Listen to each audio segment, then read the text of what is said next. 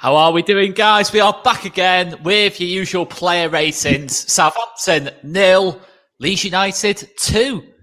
Well, let's get straight into it then. Okay, we have to get straight into the first player, as we always start with the goalkeeper. Let's just get this one over and done with. Phil, I know how much you want to talk about Kiko Casilla, mate. What do you think? What were your feelings on Kiko today? 5. Yeah, that's. I agree with that. I'll go with 5. Chris, are you going to elaborate, or just want to do a number here? I'll elaborate slightly. I think he was better than a 5. I think if I'm looking at just forgetting it was Kiko Casilla. So anyway, I think we're going to... Shocking. 6. Okay. Get rid of I don't mind doing that to Phil, but I did it to someone who actually like. It's a bit like, it's a bit like. Right, you just 9.5 yourself there. I'm messing.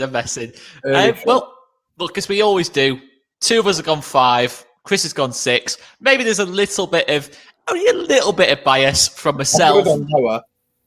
I probably could have done, to be fair, but I'll go with 5. And let's just go to the YouTube polls. If you haven't voted, guys, make sure you get voting on our YouTube polls on the player ratings. There's a couple more just going up there. The YouTube polls, 45% have gone 7. Do I just compromise and go with 6? Because Chris has gone 6, we've gone 5, the polls have gone 7. Let's just go 6 and just move on. Move it on. Right. Luke Ayling. Thoughts, Phil? First half, worst player on the pitch for me. Really? Yeah, terrible. Wow. Absolutely terrible. I think, Chris, you put in the WhatsApp group, like, has he got a brick or a foot? I don't know what's going on. Like, it was garbage. Every time he touched the ball, something went wrong. I think it got better second half, but I've still given him... I have to check my phone to see if I was really harsh, actually. I think I've given him 6. And, yeah, 6. That's all I can really go. I can't go any higher.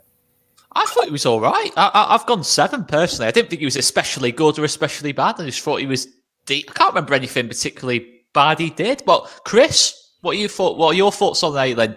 Mate, first half he was horrendous. It was like he was swinging a wonky lob. What was it he did that was so bad? So I genuinely, I'm not dismissing it, but I can't remember anything. Every time he's touched the ball, he's done an Alioski and just been hacking balls out of play left, right. He was. Yeah, that second half he did improve. Let's be clear. I'm not going to dig out Bill Ayling, who's had a tremendous season, but for 45 minutes it was like, I don't know if he put on his boots the wrong way, on the wrong feet, or what, but he was just hacking at balls and they were going anywhere but they were meant to be. But bit of an off 45 minutes, we'll allow it. But I've gone 6. Okay. So that's 2 6s and the 7. Let's just have a little look at our YouTube poll. Bear with me 1 second, guys. So I'm just reloading. Keep voting in it, guys. Keep voting if you haven't done already. Let's just have a little look here. What have we said on YouTube? Well, it's a cross between a 6 and a 7, so we'll have to go 6 because the majority of this chat's gone 6. 36% have gone 6 on YouTube. 36% have gone 7. So we'll give Luke Ayling a slightly low 6. We'll go with 6 then. Diego Llorente. Now, again, we've had some very different views on this. I personally thought he was okay. I've gone 7. I'll start with you, Phil. I thought he was... I know, Chris, you're going to hate this. I thought he was really good, even in the first... I know he was only on until half-time, but I thought... I really enjoyed his performance. I think I saw the same things that I've seen for the last few weeks from him in that defensively, I thought he was solid. Like, there was nobody getting past him. And to be fair, obviously, when he came off for Berardi, nobody got past Berardi either, so that was nice. But I don't really see what he did wrong. If anything, I thought he was one of our, if not the best player in our team in the first half, one of two. I went 8. Chris? I went 7. I thought defensively he was still strong. Don't get me wrong, but I agree with what Phil said in post-match. They were pretty much all of them were poor on the ball in the first half. So I'm not singling him out as such, but I didn't see the same quality with the ball at his feet that we're used to.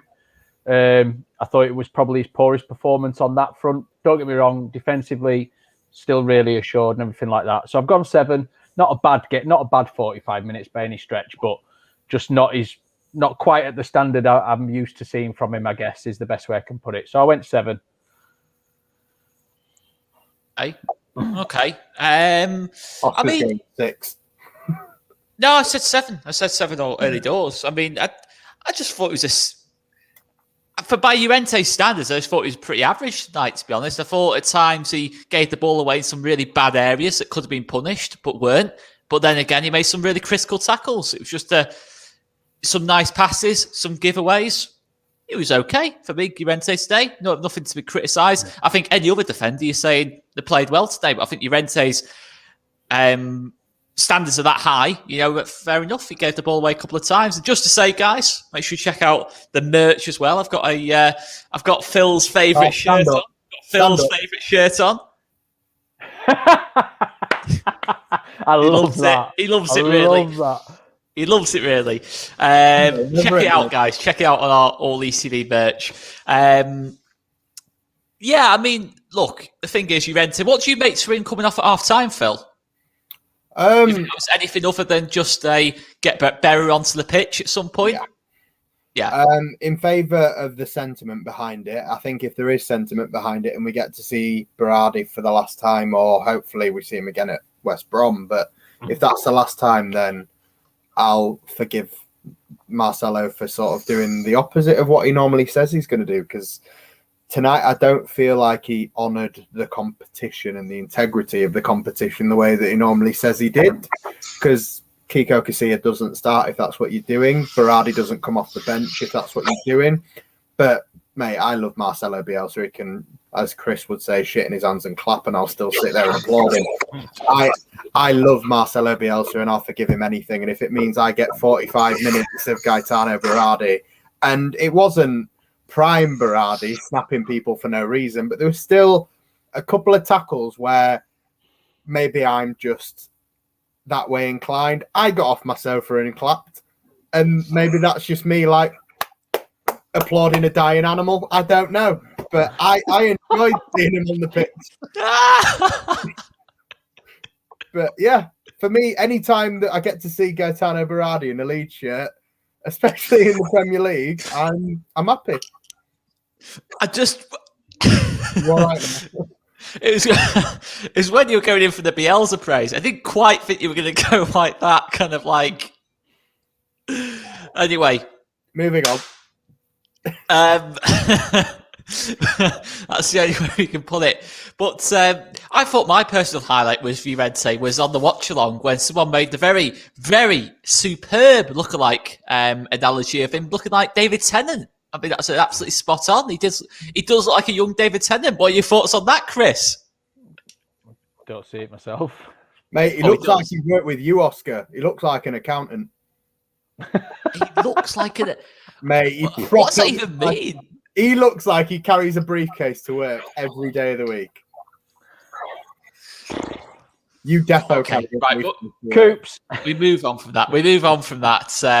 Again, usual Phil rubbish. So we've got 2 7s and an 8. Let's just go to our YouTube poll, which says 67% have gone 7. So 7 out of 10 for Diego David Tennant Llorente, the Spanish David Tennant. So let's go on to Liam Cooper. I'm going to start this off because I thought Coops was class tonight. Crucial blocks, decent passing. I genuinely thought, I don't know what more you can ask for. Leader at the back. We were up against it the first sort of 20 minutes or so. Kept everything calm. thought he was absolutely solid tonight, Liam Cooper, and I'm going to say he's our man of the match tonight for me personally. I thought he was really good today, Coop. So I'm going to go 8 out of 10. And I know Pascal came on, but the biggest compliment I can pay to Coops was that you didn't notice Pascal wasn't on the pitch. And I think Pascal's been one of our best centre-backs this season, in terms of and how well he's played recently. So I just thought he was absolutely superb tonight, Liam Cooper. Chris, I mean, I think you said he was man of the match as well on the post-match. I mean, how impressed were you by Coops tonight? Really impressed, mate. And it's not for the first time this season. Do you know what I mean? He's actually very rarely let us down when he's been on the pitch. Well, it's the expectation, isn't it? Second half of the season.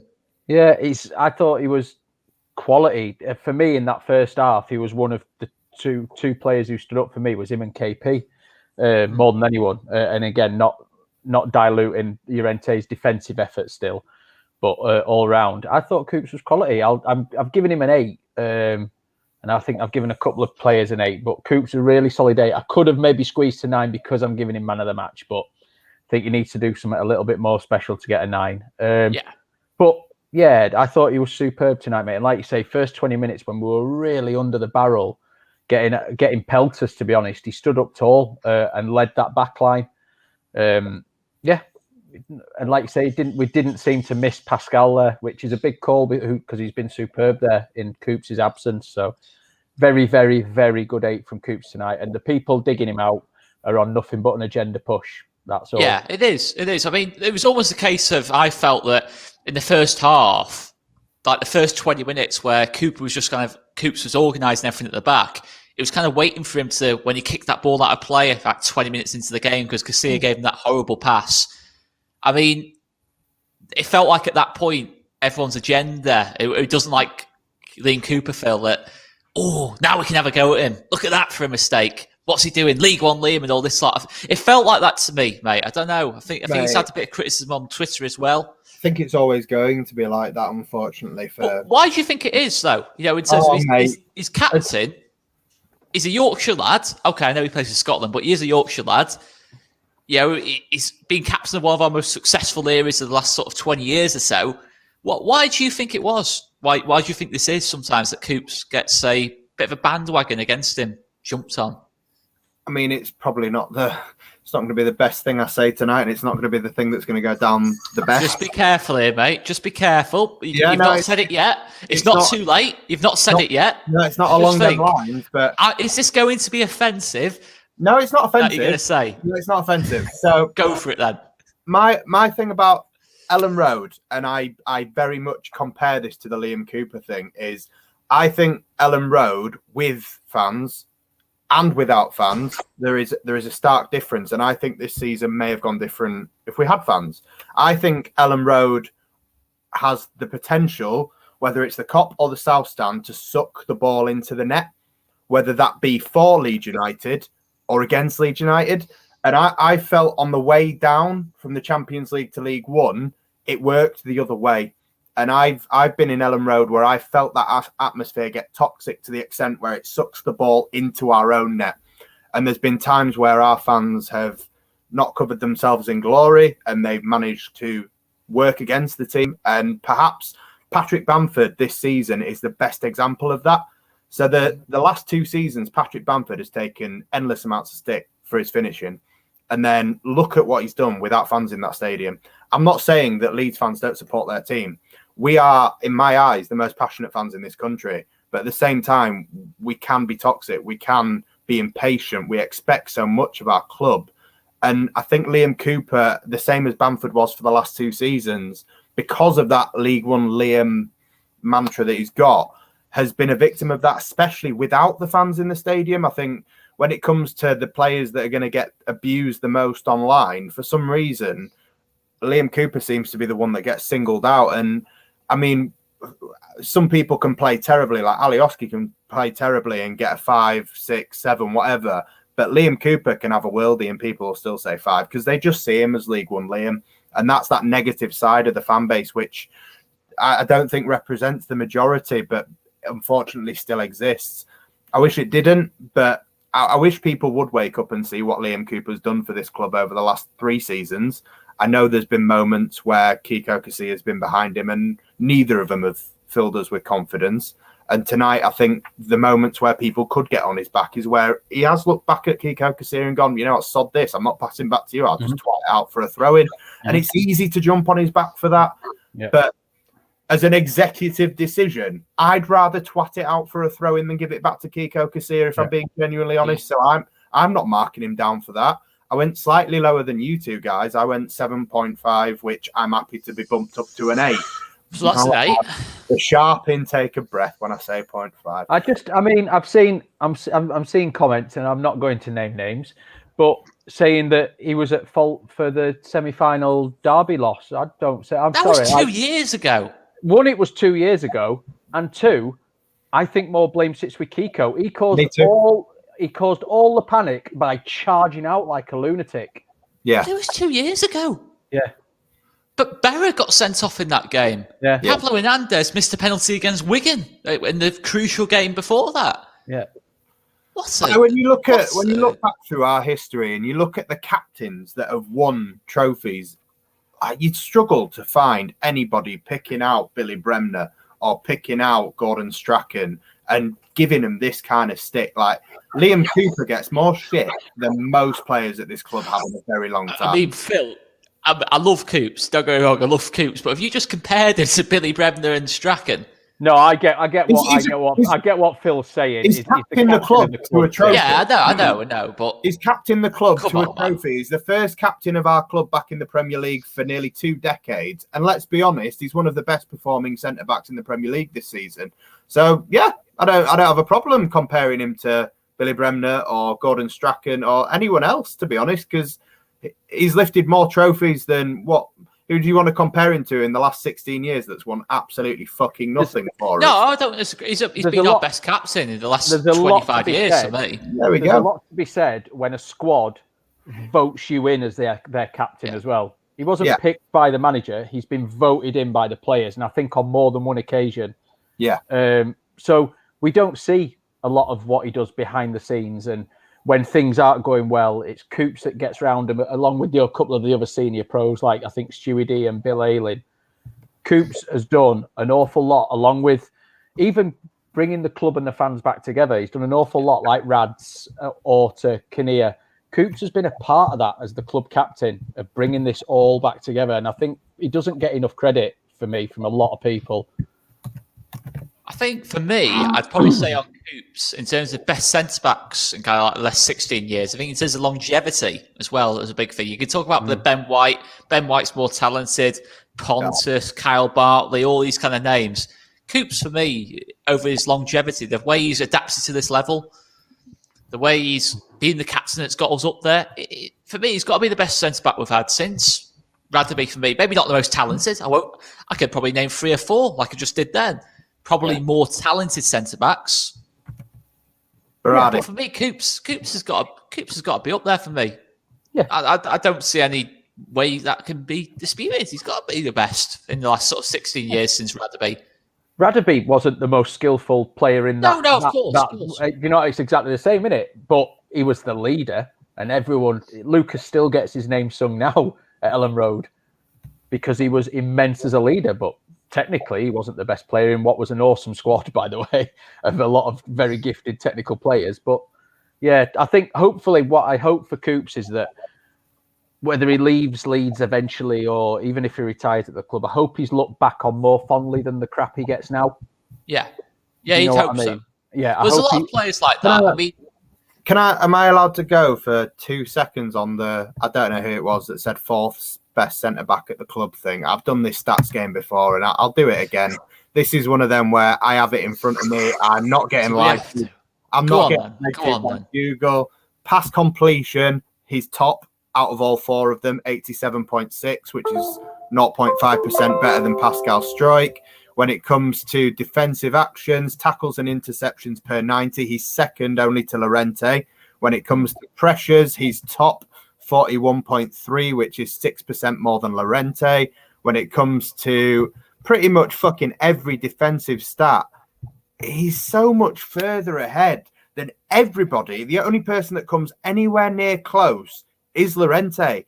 And in my opinion, in the last 10 games, since Llorente has come back in from when we thought he was made of glass. He's been world class as Llorente. So if world class Llorente is 0.5 above Liam Cooper, who at different points of this season has been in the WhoScored.com. I know we think they're a pile of shit, but WhoScored.com, their team of the season at different... Well, that's another sponsorship pod potentially gone. That's but you know what I mean? Because of Phil Miles. You don't take him seriously. But what I'd say, Phil, what I would say is, to be fair to whoever did say that, I don't think that's that bad a take, because, just let me finish, all our centre-backs are very good centre-backs. I don't think it's a case of one's miles better than the other. I think they're all pretty close together. But in terms of technical quality, in terms of overall quality as a player, I probably would say Coops is probably fourth. But that doesn't necessarily mean I think he's our worst centre-back. I wouldn't, not yet. Look, I don't think there's a lot in it. I don't think there's a lot in it at all. But if that's how... I can't actually see the comments for me, there, but... I think the better way to put it is we've got 4 Premier League quality centre-backs. Yeah, exactly. So it's not like we're saying fourth best is bad or anything like that. Far from it. Or average even. Long term, then who has the biggest future at Leeds United over the next 5 years? Liam Cooper is probably 4th out of the 4 first-choice centre-backs. But this season, if you're going off what has been on the pitch in front of us all year, you can't have him as 4th. You just can't. Either top or second. Listen, Phil, stats can be misleading from time to time. Yes, Stats I'm not can be going misleading. on stats, mate. Stats are just something that I use to back up my argument. I genuinely feel Liam Cooper's been the best performing centre-back at the club this season by a mile. I think he's led this club to where we are. And without Liam Cooper, whether he's been injured, suspended, whatever it is, he's still there. Like you saw after the 4th goal at the weekend, he wasn't even on the pitch. They all run over to him and celebrate. Like, Luke Ayling is the vice captain. He leads the side in his absence. But those two and him, Stuart Dallas, Luke Ayling, and maybe even Bamford, the 4 of them are a leadership group. And Whoa! You need to get on Mega King Richards. I can't believe what I've just witnessed. Shocking comment. Wow. Why is Joe Wayman not here right now? Just Joe, where are you? This is. I mean, it's a moment. This is a moment in all Leeds TV history. I'm getting tears. I'm welling up. I'm welling up here. I'm claiming that as a win for me. And I'm welling up here. Just Phil to take it as a win for him. Oh no, yeah. Phil, love to see it. Of course, it's down to you, mate. Top man, King. Yeah, Richard. no, top man, Rick. Top man, Rick. I'm calling you Rick today because I don't call you names. I respect all opinions, but I 100% agree there. So what I'm saying 8 for Cooper. You said we all said 8, didn't we? So let's just go to the YouTube poll. Did we? Yeah, we did, mate. We did. Yeah, yours got bumped up to an 8. Remember, you said you were happy to be bumped up to an 8. So I took that as with my consent, to an 8, preferably. Oh man. So Coops, 8 out of 10 for on Coops. So let's move on. Let us move on to Gianni Alioski, who again, I can't. He was just okay. I thought he was just all right. Alioski really today. hard. It's really hard to comment on. I don't remember anything specifically bad. He didn't do anything specifically good. 6, 7. Yeah, 6. No, I went. Bill, anything more to add? I went 7 just for not doing anything bad. But well, that's fair. He was a left back. If your left back's not doing anything bad, they should be defending first and foremost. So, yeah. My base expectation is 5, so 7, well played. Yeah, but we all know you got an agenda against Gianni. We all know that. Yeah. You're kidding no one, mate. Mate, I've got higher than you two. I said 6, 7. I didn't actually clarify my position on that. So I'm going 7 as well. Then, yeah. I did go 6, but I'd happily be bumped up to a 7. I just can't really rate him. He didn't. I can't think of anything to discuss on Gianni today. I mean, he was just all right, wasn't he? I mean, it's mostly 7s in here. The amount of growing 0.5s in these comments is making me so happy. Oh, they're doing it ironically. No, they're not. They're all aboard. Fetch has happened, and you know it has, and you can't. Right. 7 out of 10 on Gianni Alioski. 67% have gone 8 on the YouTube poll. So we'll go 7. Look, we've all agreed on a 7 already. We'll go for 7. No, we always do that anyway. We always tend to go off what us three say and then kind of adjust it for the members' poll. So there you go. To be fair, Jordan's got a point. He hit that shot and it went on target. So I mean, props. It wasn't the corner flag. Give him an 8. Oh, dearie me. Right, let's go on to who I thought was our best player first half. I think Phil, you've said this as well. I thought KP in that first 20 minutes was just absolutely everywhere. Yeah. Some of his passing was immense. I thought he was really, really good. I've got 8 out of 10 on KP. He was just a typical classy KP performance. He is more than the stab. We talked about Ilan Meslier being a top 4, top 5 keeper in the league. KP is solidly one of the top defensive midfielders in this league. And there's stuff he can do on the ball that no other defensive midfielder can. I genuinely don't think that pass into Harrison against Burnley, some of the stuff he was doing on the ball tonight, in terms of pressing high up the pitch, that was what really impressed me. He was forcing a lot of turnovers high up the pitch. I don't think, genuinely will say this, I don't think a Rodri, a Fabinho can do that. I'm not saying he's a better player than those, but there's stuff he can do that they can't, for me personally. I think he's still madly underrated. Certainly a Declan Rice comparison. He really is in that discussion for the England place. I mean, Phil, what was your take on his performance first of all tonight? I've gone the same as you, mate. I've given him an 8. I was disappointed to see him come off at half time, but fair play to Pascal. He replaced him well, and it's probably the best he's replaced him all season. I don't see anybody explaining to me in 1 sentence, 15 sentences, however much time you want to spend having this conversation with me, why you would possibly take anybody over Kalvin Phillips in that position for England. In this team. In Leeds' team, in England's team, anybody's team. I think I could make an argument for N'Golo Kante being the best CDM in the league, but you could argue these days he doesn't really play that position anyway. People make an argument for Declan Rice. I said on the last show, I think Declan Rice plays in there too. He's not a natural CDM. I also think Declan Rice plays a hell of a lot higher up the pitch for his club than Kalvin does. I think Declan Rice progresses the ball, not with his passing, but by carrying the ball. I think he progresses the ball with his carries better than Kalvin. That's the only thing I think he does better than Kalvin. Other than that, for me, Kalvin Phillips, I've said it so many times on the show, wouldn't take anybody else in this league for that position for our team. He's absolutely pivotal to us, our system, our squad, everything. He's the most important player for me. Easy, hands down. Okay. I mean, Chris, what was your take on KP? Yeah, I think Lucy just said it. He looked at times, certainly in the first 15, 20, that he was pretty much the only player awake. I thought, along with the other couple that we've mentioned, he held it all together while the rest of them were finding out what they were trying to do tonight. I think as far as talking about DMs, I think pretty much any of the teams in this league would take a Kalvin Phillips, because not only is he a superb defensive midfielder who can hit that ball, who can break up the play, who's pivotal to the way we play, as Phil says, he's also 8 to 10 years younger than the ones that are at the top of the game in that position.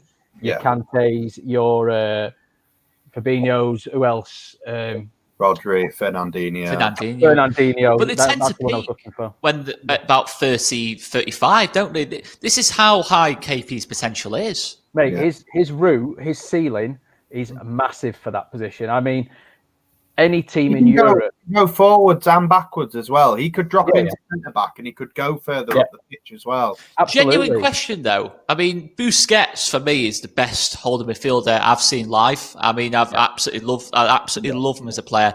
But I think even someone like that, I don't think he could press the way KP does in this team in terms of, follow... and sometimes like Armstrong, when he dropped deep to get the... No, at any time. I honestly don't. I think it's such a difficult thing to do. Where you're pressing high up the pitch. You're the most defensive midfielder in the team. You're off the ball. You're then pressing ahead of the other two midfielders. Yeah. Almost in the opposition's third kind of thing. You're that high up. And then you've got to worry about all that space behind you. It's such a difficult... it's such a difficult role he's been asked to do. I think that genuinely gets forgotten. Like in terms of it's not like play Busquets. He plays in zones. Fernandinho, he plays in zones. KP, he's all over the place in a good way, by the way. Yeah. It's stunning. It's stunning what he can do. We've said it before here, mate. He's pivotal to how this team plays football, both with the ball and without it. When Kalvin's not there, again, Pascal stepped in tonight and did a good job tonight. It's the best I've seen him at central defense at CDM. But this team is made to tick by Kalvin Phillips. Yeah. Everything we do is revolved around him. And to say he wasn't a defensive midfielder 3 seasons ago when Marcelo Bielsa came in, he was a box-to-box one, I think we'd class him as. Yeah. I think that's how he classed himself. And not a very good one, of his own admission. he said that, I think, in interviews before. And in very quickly, but it's certainly now through the Premier League, we've seen him a season in the Premier League. He's is he at a world-class level? Yes, he's at a world-class level for a defensive midfielder. I think most clubs in Europe would look at him and go, I'd take him. Yeah, I think so. I think there'll be a lot of interest in the summer, to be honest. I think it's going to be difficult to... It won't be difficult because I think KP wants to stay here certainly for another year or two, but it'll be difficult to avoid the interest. I think there's no doubt about that. I think there's definitely going to be... There's no way the top 6 and that lot when you've got people like... You look at Arsenal's squad, Tottenham's. I mean, I don't think they could afford him anyway, either team. But I'm just saying, your Chelsea's, they might be looking at that and thinking... what Kalvin Phillips is. If I'm a director at one of those clubs or a director of football at one of those clubs, I'm looking at someone like a Kalvin Phillips. Honestly, I genuinely am. I'm looking at him thinking, blimey, he can press. For our club to accept an offer for Kalvin, it would have to be I don't think it will happen. Monumental money. Why? I think another year or two down the line. What, sorry, Phil? Why the fuck would he go to Arsenal? Listen, I don't think he would. I think if he's going to go, it'd be like a City or someone like that, or possibly even City. I can just about handle Arsenal, possibly even abroad. To be honest, it's. But I think abroad would be more likely than another team in the Premier League. Yeah, but look, I think it's a year or two down the line. To be honest, I think it's a year or two down the line. Before everyone panics, I don't think Kalvin's going anywhere. By the way, but I do think there will probably be a lot of talk, especially if he does well in Euros. There'll probably be a lot of talk saying, but I don't think it's happening this summer. I genuinely don't think it's happening. I think if anyone's going to go, it'd probably be Raphinha, who's probably the most likely out of like the current talent and that lot. Even then, I'm kind of hopeful we keep all the Raphinha. I don't think again, unless it's worldy money, I don't think any of our big players go this season. I think because we need to trim a bit of fat off that's no longer going to be involved moving forwards, and I don't think we've got the room to lose too many more on top of that, because 3 or 4 are going to go just falling off the bottom. You Pablo, sad to say it like that, but he's gone at the end of this season. Berardi probably, we think Gianni's probably gone. That's 3 already out of the squad that we need to replace. So I don't think Raphinha maybe end of next season. If he has another good season next year, I think they'll really come sniffing, and it'll probably be hard for us to say no with the model that we're looking to run as a football club now. I mean, just to give these fans a rating, Matt the Gamer there is a 0 out of 10 for me. Any fan that's doing that, it's an absolute embarrassment, because there's people that have wanted to get tickets to the ground and you can't even be bothered to watch the game. Shocking for me. Absolutely shocking. Yeah. Shocking. But we're on KP. I think we've all agreed on an 8 out of 10 on KP. Let's have a little look here. So we'll just go to our YouTube poll on KP. Yeah, 60% have gone 9. Actually, most people have gone 9 out of 10. But I think we'll stick to our 8 because most of us have gone 8. Well, we've all gone 8 in this chat. So let's move on. Let's go on to Raphinha. Raphinha, first half, I've never seen him give the ball away so many times. But second half, sort of the last 20, 25 minutes, I thought he sprung into life. That pass he played into Bamford when he went through on goal, that little clip over the top. That's Raphinha at his best for me. Little passes like that, making runs in behind, making things happen. He got unlucky that he didn't score, by the way, because Bamford was offside. It was a nice, tidy finish, that. Yeah. I thought Raf was okay. There's a couple of sevens coming in. I think his first half performance was bad. I'm kind of between a 6 and a 7. I'm struggling. Phil, what are you thinking on Raphinha? I went 7. I can appreciate. I think I will as well. You know, I can appreciate people going lower. I did have him a lot lower in the first half. I think at halftime I may have even had him like a 5 or a 6. I'm not sure, but I think generally the whole team kind of picked up a bit in the second half, and I think for the whole team to pick up at all, Raphinha has to play his part, and I think he's got a massive burden on him in that we expect so much from him creatively that we can kind of forget what he does defensively. And I know it's a different game, but in the Burnley game we saw with when Rodrigo came on the pitch, kind of lifted him, and the goals that Rodrigo scored, I think it was the first one where it kind of started with Raphinha sort of winning the ball back and passing out from our half, and the same for Klick's goal actually. And I think defensively he's grown into his role and he's grown into his understanding in this team, and that he has to contribute at the back. He has to follow his man, and the men that he's been up against in the last few games, maybe they've given him more of a hard time than the teams that we played previously. Like West Brom was the game that we all thought, wow, what a player. And then obviously Palace, when he's done Cahill, we all thought, wow, what a player. But Charlie Taylor had his number at the weekend, and then tonight he's not exactly been on fire, but I don't think he was terrible. I think going forward he's not creating as much, and it's easy for people to get down on him because of that, and it's as simple as that.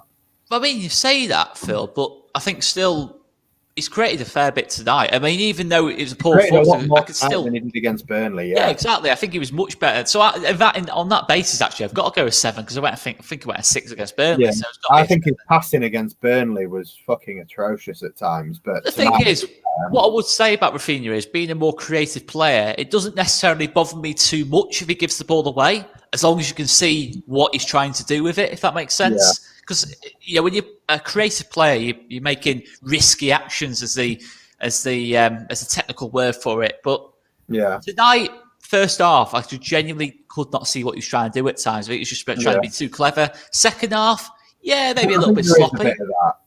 I think sometimes he does try and do daft creative flicks when he doesn't need to, just sort of like highlight real stuff when it's not necessary. But I think that's what makes him the player he is. Of course, we wouldn't have been raving about him the first half of the season if he didn't do that. I think if you make him more of a system player, so to speak, like a Jack Harrison and Patrick Bamford do, perform pretty much the same actions. Harrison goes down the outside, balls into the box, makes runs into the back post. Paddy Bamford presses, makes those same runs. I think Raphinha being that one who's a little bit more of a free role as such. He doesn't play a specific position. We say he's a right winger, but he tends to kind of drift inside a lot. He doesn't really have a position for me, Raphinha.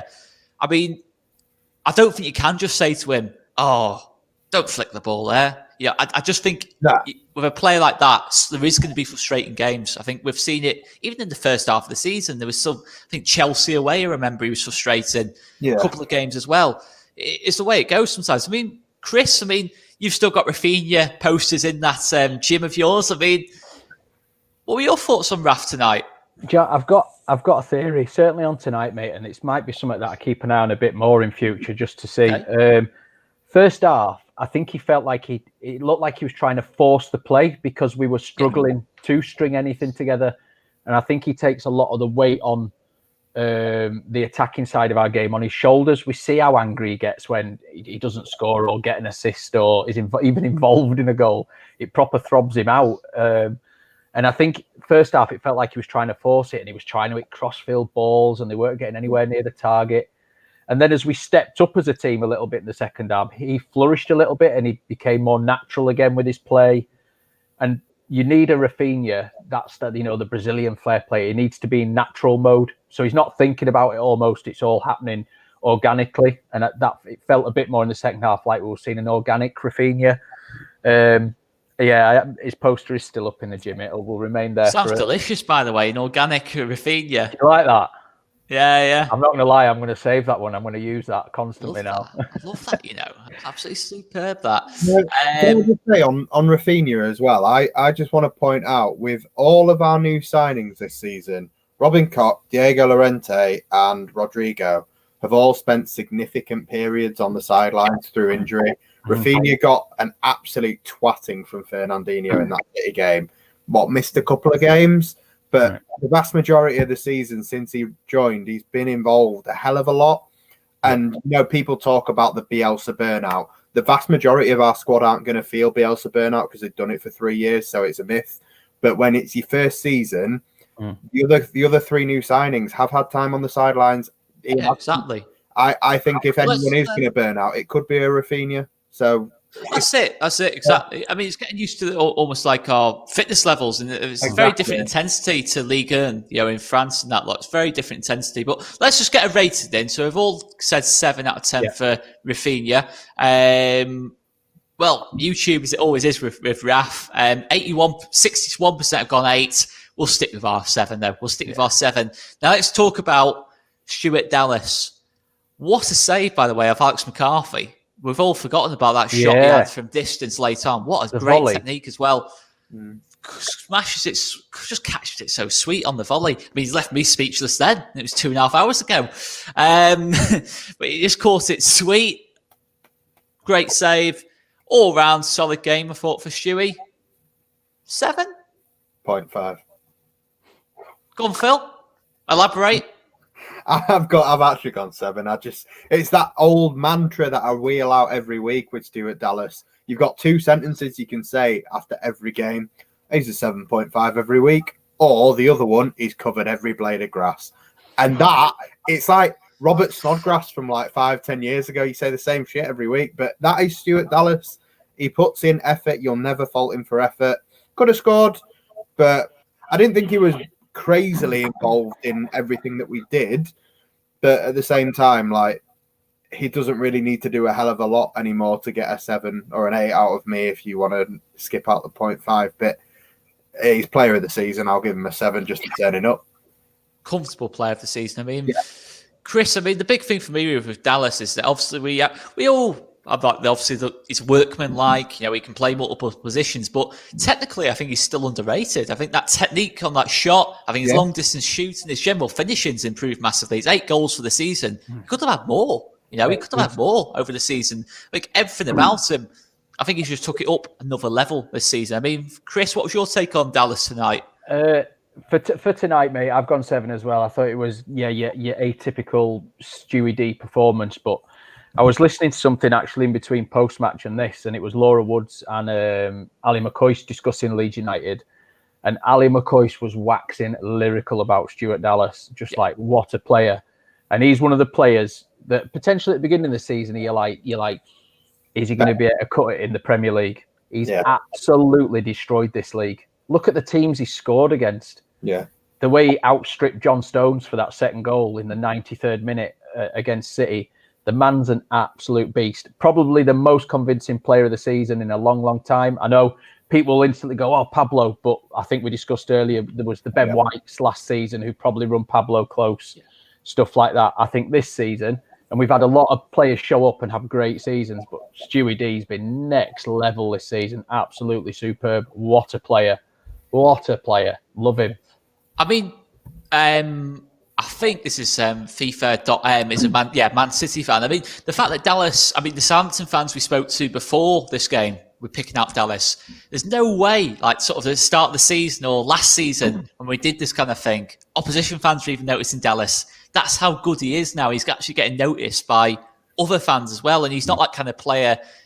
I'm intrigued by this Man City fan. Who would you swap in your team for Stuart Dallas? Because we can negotiate. Yeah, I'll happily take Foden off your hands if you want to swap. I love Stuart Dallas. Speak for yourself. If you want to give us De Bruyne, I'll take it. Speak for yourself. Speak for yourself, Phil. I mean, De Bruyne was nowhere to be seen when Dallas was scoring at the SS. He was stood on the sideline being told he didn't need to warm up. Bottled it, mate. That's the thing. Yeah, he was. Like I say, mate, he's a 7 for me tonight, which is the bang on atypical Stewie D performance. Just thought he was everything you expect from him. Okay. I wish that shot had gone in, because it's one of the goals of the season, by the way, if that goes in. And what a strike that was. It was a great save, I've got to say. But let's go to the YouTube poll. So Stuart Dallas has got Hang on a second. Just lost our... Oops, hang on a second. It is... So we're saying 69% have gone 7 out of 10 for Stuart Dallas. Now let's move on to Rodrigo. What percent went 7 on Liam Cooper? Because that's 23. Did they go higher for Cooper though? Yeah. Yeah. Right. Okay. I was going to say that's a bit. Calm down, Phil. I know. Riled up.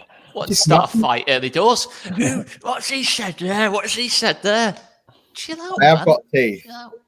I know. Yeah, it was a bit. Sorry, Phil. Right. See you at the right. So let's go on to Rodrigo. Now, Rodrigo's off the ball work.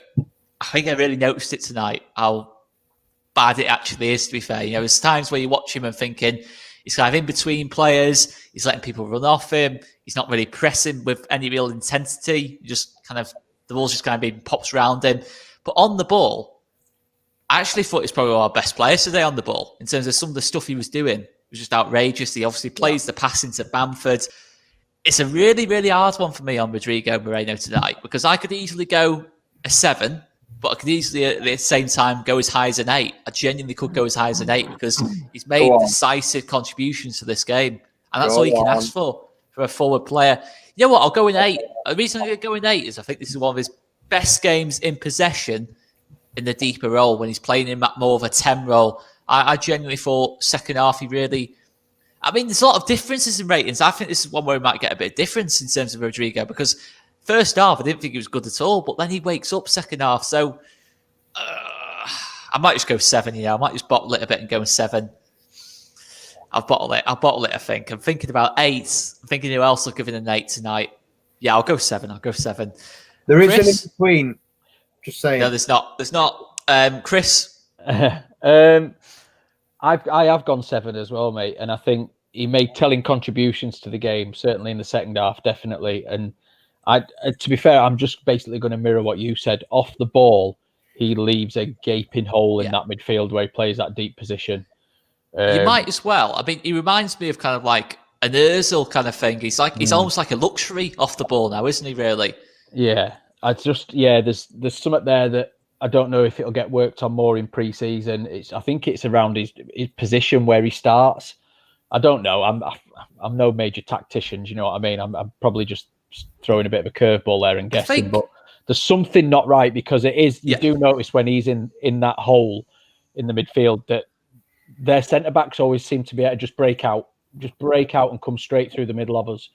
Whereas when it's Clicky and Dallas in there, or even Tyler and Dallas in there, that's more difficult for them. But yeah, on the ball, I thought he was very good tonight, certainly second half. So I've gone 7, mate. I think he's the one we've been saying pretty much all season. He needs this pre-season that's coming up.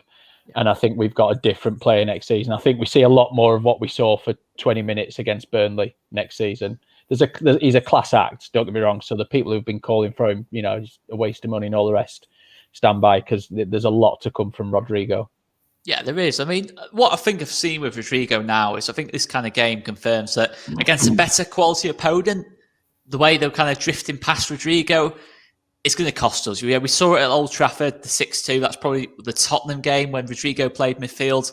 It didn't work very well. I think going forward, if we're going to kick on and be a top 6 next season, even pushing higher than that, who knows? Or just to push up the table overall, whatever way you want to put it. Rodrigo long term can't be a centre midfield team or a number 10. He's got to play centre forward if he's playing. Yeah, I think so, mate. And I think with what we're looking at, the positions we're looking at filling in the summer, I don't think he is a central midfielder next season. I think he's fighting with Paddy for that start up top, which is great for him and for Paddy, because I think Paddy's going to need that competition in his second season to kick on again.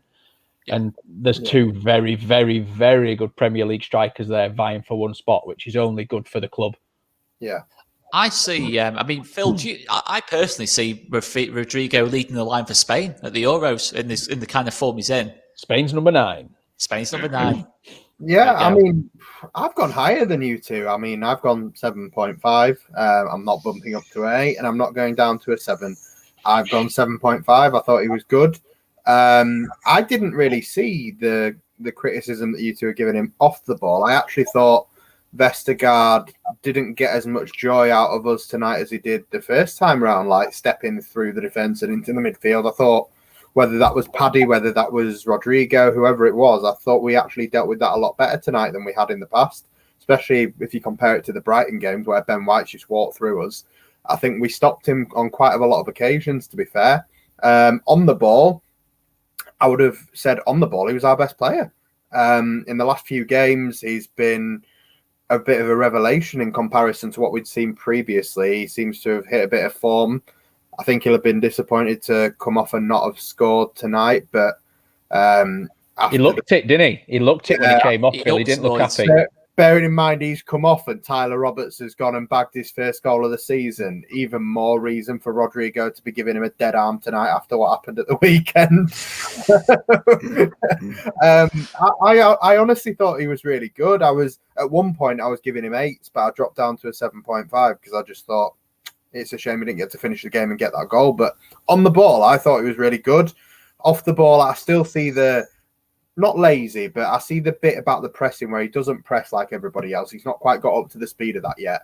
But I don't think he allowed Vestergaard to wander through quite the way that you guys were saying a minute ago. I don't think he did. Okay, well, we've got it's averaging out at a 7, whatever way you want to put it. Poll's gone 7. We've kind of averaged out at a 7 overall. So we'll move on. 7 out of 10 for Rodrigo Moreno. Jack Harrison?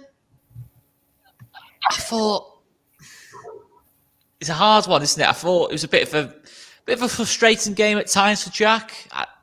I've gone about a 6.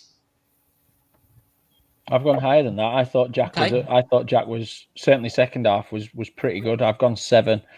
Some of his balls, I think, certainly in the first half, was a bit wasteful. I'm like, Jesus, where you crossing from, Jack? Yeah. But yeah, I've gone 7, mate. He's like Alioski on that left hand side. He's hard to rate today.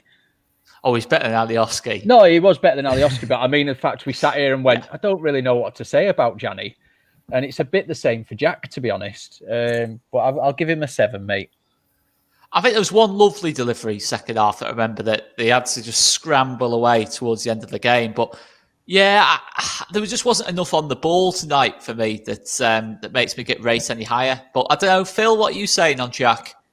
I went 7. I didn't think he was particularly bad. I didn't think he did anything wrong. I thought he did what he needed to do when it came to getting us up the pitch as normal. He pressed high, did what he normally does.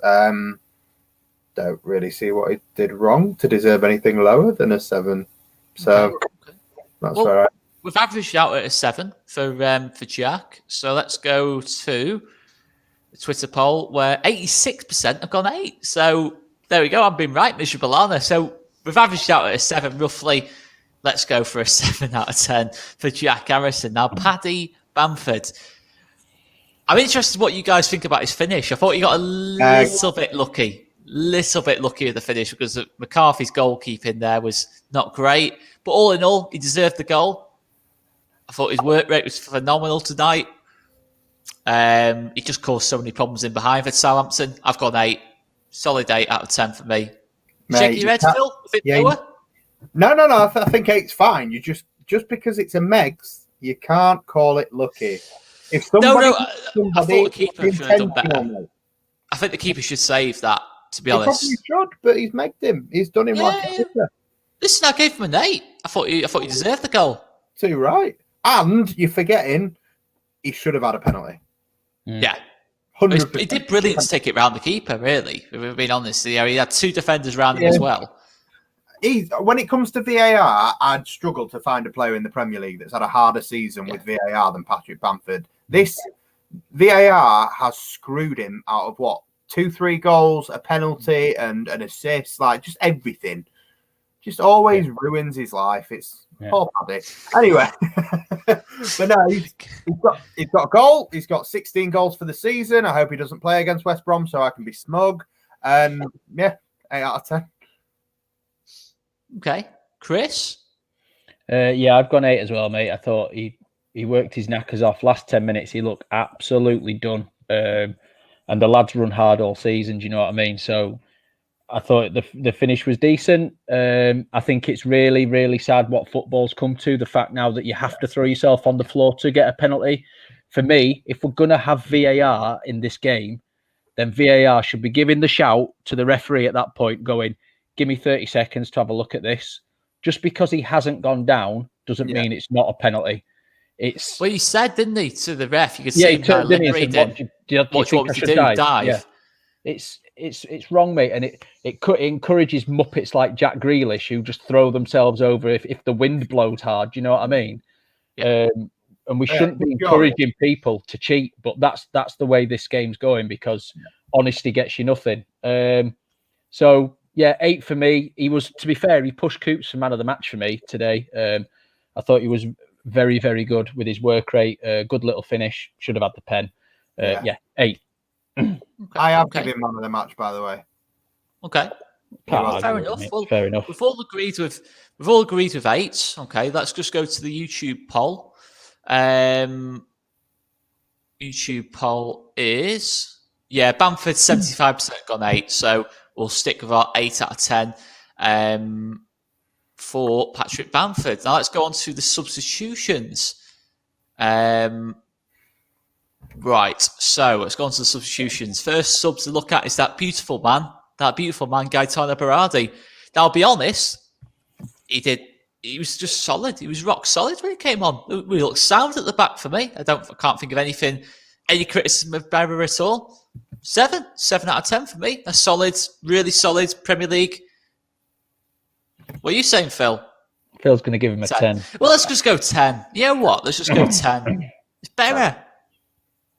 We don't need to say anything else. Give him a 10. Okay. I think you're right though, Phil. He came on and he looked like he hadn't been away for what is practically a season. Yeah. You know what I mean? He did. He looked a lot better than I genuinely did expect from him. I thought it was just going to be token, bring him on. It's Berardi, still level. But to be fair to him, he's had an ACL. He's been out for a long, long time.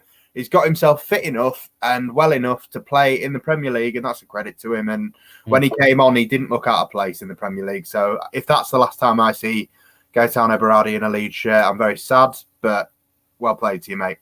Thank you. Okay. I echo that, yeah. Yeah, I totally agree. I mean, I've given him a 7. Without taking emotion out, I've given him a 7 because, he was just very solid. On emotion, give him a bloody 11. I don't care. I love him. He's an absolute legend. Performance, I have gone 7. Oh, you had to take it that down. No, I'm joking. We can agree on the 7. I think we can agree on the 7. I mean, personally, look, he won't get offered a new contract. I don't think. And I want to see Berardi play. He's not as old as what we think he is. He deserves to go to another club where he'll get game time. He deserves to play week in, week out. Yeah, he's given a great service to us, and he deserves to go off and get one more contract where he's going to be the man in the defence. And he can go kick some other players for someone else, mate. He can go be a cult hero somewhere else. We'll always be thankful to Berra for what he's done. I'll never forget him. Just from the first minute, his bloody judo, his roundhouses. Look, he's bleeding. You know what I mean? That which will always be an iconic picture in Leeds United's history now of him walking off with his head cut open. Love him to bits. Awesome. He deserves to go somewhere and play football. But he'd do well. I genuinely think people forget how good a footballer he actually is. I mean, last season he stepped in whenever Ben White was out, whenever Coops was out. He was absolutely rock solid when he stepped in. Wherever he was asked to step in, top player. Wish him all the best. I mean, I would want to see him start against West Brom. To be honest, I just want him to get that proper send off. If I'm being honest, even if it's only 45 minutes, whatever it is. Do you know what, mate? I want to see him go have one more contract at another club, and I want to see him come back as a coach and just stand on the sideline and scare the crap out of anyone who isn't playing well. That's what I want to see. Well, let's go to our YouTube poll. So we've all agreed on the 7 out of 10. YouTube poll, 50% have gone 7 out of 10. So that's a pretty Are we allowed to call out Wayman? Because Wayman's going to be in the stadium on Sunday. If Berardi scores, Joe Wayman, he's on the pitch. You don't get your ass on that pitch and Berardi scores. Like you're a letdown. There's some sort of forfeit that's got to go on here. That's unacceptable behaviour, man. You have to get You have to accept being megged by Phil. I would say shave his head, No, but that's happening anyway, mate. That's naughty, that Chris. That's a bit naughty when Joe's not present. That's a bit naughty, that mate. Right, let's move on. No, he's had dips at me for being old before when I've not been on. Yeah, to be fair, that was outrageous. That. Right, so let's move on to Pascal. I'll be honest, I thought Pascal was superb tonight. His best game by far in CDM. He's pinging balls with his left. He's pinging balls with his right. He's pressing like KP does. I thought he was absolutely superb tonight. 8 out of 10. Phil? Mm-hmm. Yeah, close. I've gone 7.5, but if you want to bump it up to 8, because that's the way you are, we'll do it. His passing was the closest I've seen Pascal Struijk's range look like Kalvin Phillips' range. Yeah. It was very impressive. Defensively, like, I think he actually looked stronger tonight at CDM than he did against Burnley in defence. Yeah, I agree, actually, which is a strange thing. I know we won 4-0, but having done my article and doing the review today, like, the two chances that they had where we said Meslier made good saves, both of them were Pascal just sort of charging out. Yeah, not covering himself in glory. So perhaps today was a lot better. Thank you, Go Shark. I like you. 7.5. I thought he was really good when he came on. Do we feel comfortable with him there permanently? I think you lot feel more comfortable there with him than I do. Yeah, but I think he's third choice. Third choice there, isn't he? Yeah. Cox's clearly ahead of him. Cox's done much more in that position. I'm still not happy with either as second choice. I still think I'm happy with Cox as second choice there. But Cox plays there for his country, Phil. Yeah. I don't make a difference because I haven't seen it work yet. Not really in a league yet. I haven't. He didn't see the first half against Tottenham. Didn't see the first half. Oh my word! Tottenham, literally probably our best performing second half of the season. You're saying it didn't work, mate. For me, I haven't seen anybody yet fill that role the way Kalvin Phillips fills that role. No, I agree with that. But no more one than a will. one-game basis. That's like saying Barcelona fans have never seen anyone fill Messi's shoes. It's just not going to happen. You've got to get the closest you possibly can. It's not quite like that, but yeah. In our terms, it is. Yeah. No, it's more like a. I think Mascherano comparison, I'd say, but yeah. When we're talking about players that we need, when we're talking about players that we need cover for, he's talking. I am talking. It's gone. Phil's just winding me up there. He's always got to find a pit. Always got to find a hole in an argument. Just run with it, Phil. Just run with it. The thing is, Oscar, for me, we've got more important positions we need to fill in the summer where we need to be bringing first team quality in. Do you know what I mean? So your 8-10 role, your left back, we need to be bringing players who are going to elevate the team. We've got a worldie at DM and we've got, for me, 2 players who can cover it. So it's very low down on the pecking order of priorities for me in what is going to be a limited budget. We're not going to scrimp, but Rads isn't going to throw 200 million at it and say, go get who you want. Do you know what I mean? So I just think Cox good enough there for me. And Pascal tonight, switching on to Pascal, who obviously we're covering. If I'm giving KP an 8, I'm giving Pascal one tonight. I thought it was every bit as good in that second half. I think he's actually really easy to rate for that 45 minutes. Best we've seen him at CDM, definitely. I mean, this is nonsense, though, by the way. That didn't happen. That didn't happen because Germany haven't been smashed at home with Robin Koch in his team. They lost 6-0 to Spain when he plays centre-back.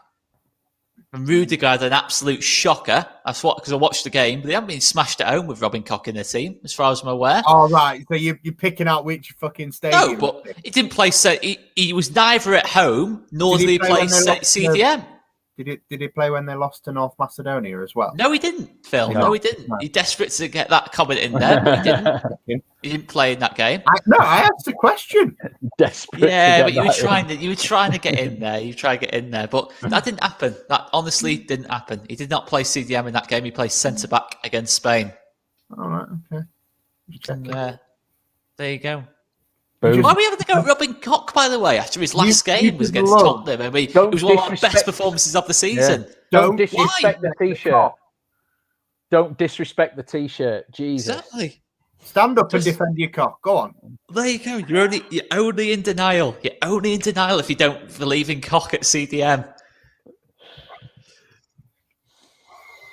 I can't wait. Are you doubting him now, Chris? No, I'm not, mate. No, I think he's superb. Love that. I think he's superb cover at centre back, and I think he's more than adequate cover at CDM. Okay. Well, let's go on to the last play. In fact, let's just go to Pascal's rating. So I've gone 8. We've all gone 8. Yeah. 7.5. Well, YouTube's gone 7. 67% have gone 7. We're going an 8 because Pascal's just unbelievable. The great Kelly. Let's move on to the last Did you see that post that Kalvin put on of him? Oh, it's good, isn't it? It's good. Didn't he? Oh, it's good. Tyler Roberts. Now, naturally, whenever we talk about Tyler Roberts, I do tend to go to Chris first. So, Chris, your thoughts on Tyler Roberts scoring? Really pleased for him, mate. He's deserved a goal recently and has had some really harsh decisions against him where he's put the ball in the net or provided. Yes, like I said earlier in post-match, mate, I've wrung Tyler out at times. I've wanted more from him. I've wanted more consistency. The lad comes on and bags a goal. I'm really pleased for him. I hope that gets the pressure off his shoulders now. I'd like to see him get game time against West Brom, and I'd like to go and see him bag another. Finish the season really strongly. Where do I stand on Tyler? I think a lot depends on the transfer window. I probably think he stays. I don't think he'll go out on loan. I think he's a bench player for next season, and I'll take him as a bench player. If he's going to come on and put performances on like that, mate, that's fine. It's fine. Changed. Mate, I'm all for sitting here. Do you know what I mean? I did it with Bamford three years ago or whatever. I was like, this kid's not clinical enough for us. Do you know what I mean? He's okay, but he's not going to do it for Leeds United. Now, I absolutely love him to bits. I love to be proven wrong, and I think Tyler's really stepped up recently. There's more to come from him. Don't get me wrong. I don't think he's good enough yet to be commanding a starting position every week. But as an option, yeah, absolutely. I'll give him it. You know what I mean? Props where props are deserved, mate, and I think he deserves them recently. I mean, yeah, I thought he was good tonight. He gets himself the goal. Can't really ask for much more than that. He only played 12 minutes. It felt a lot longer than that. I mean, I can't ask for much more. I've gone 7 out of 10 for Tyler. Performance. I gave him 7 as well, mate. What do you think to the Newcastle rumour about the 10 million to Newcastle? I mean, Phil, would A, you see that as being possible? And B, would you want it to happen? I think it depends on what the club have lined up if that does happen. If the club have something else lined up in reserve, then I'm happy to go with whatever they want to do because I trust whether it be Bielsa, Victor or Angus Kinnear, whoever it is that's in charge of that. I trust all three of them. I've always sort of said the whole way through the best possible thing to happen for Tyler Roberts for me is that he stays here. I think you could send him on loan to the Championship. I think whether unless he's playing a full season like Mason Mount did when he was at Derby and he's playing every game in a Championship team, which I don't think he will, to be honest. I think he's better off staying here and learning from Marcelo Bielsa. And whether that's being a squad player, whether that's being someone who's used in rotation or, you know, he wants to be a striker. He doesn't want to be a number 8 or a number 10. Like, not being involved in the first team doesn't mean that you've got no future at Leeds United. It doesn't mean you've got no future in football. And if you can go to, say, Derby and be coached by Wayne Rooney next season and just narrowly with relegation, or you could be coached by Marcelo Bielsa and play 0 games in the Premier League for Leeds United, I know which one I'm choosing. Phil, question for you, mate, and this is me sort of bigging up Tyler, I guess. For £10 million, how do you replace him? Because for me, for £10 million, you probably can't replace him. So you're having to spend more. It's neither use nor ornament for me. I mean, don't get me wrong. If someone offered me £10 million, I'd take it. But, you know, personally, but for a club in the Premier League, 10 million's, is it worth the risk? Because he goes there and does really well. You're thinking, if we'd have just given him a bit more time, because we pay 3 mil for him anyway. 10 mil's nothing. No. Yeah. Oh, realistically, like, what do you expect the glass ceiling of his financial value to be, though? Do you expect him to ever be worth 50, 40, 50, whatever?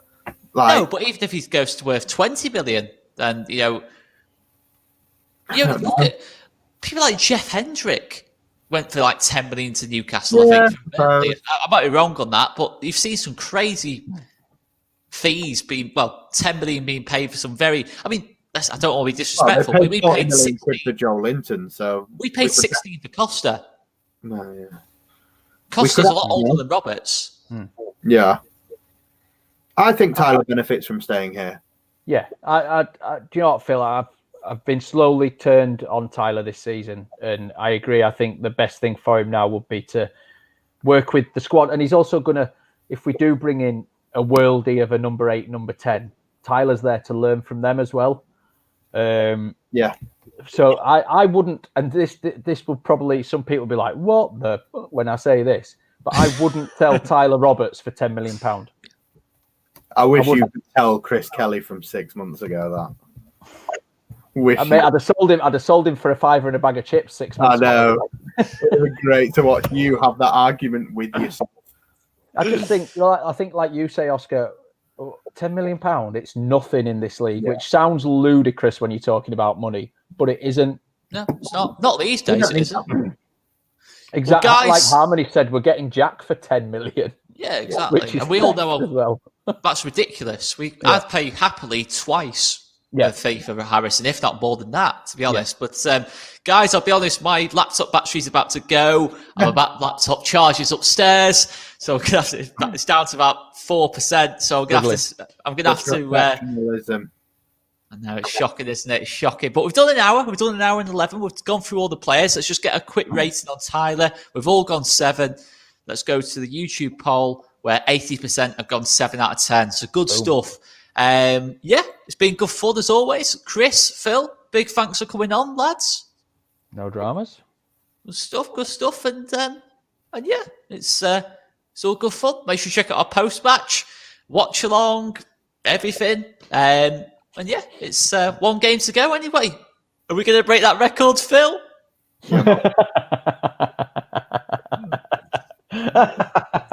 Just right, I'm clarifying before your laptop. End it, quick, Oscar. End it, quick.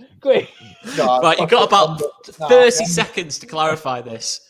So since the championship came into existence, any newly promoted side from the championship, the best is Wolves on 57. We need a point and we match them.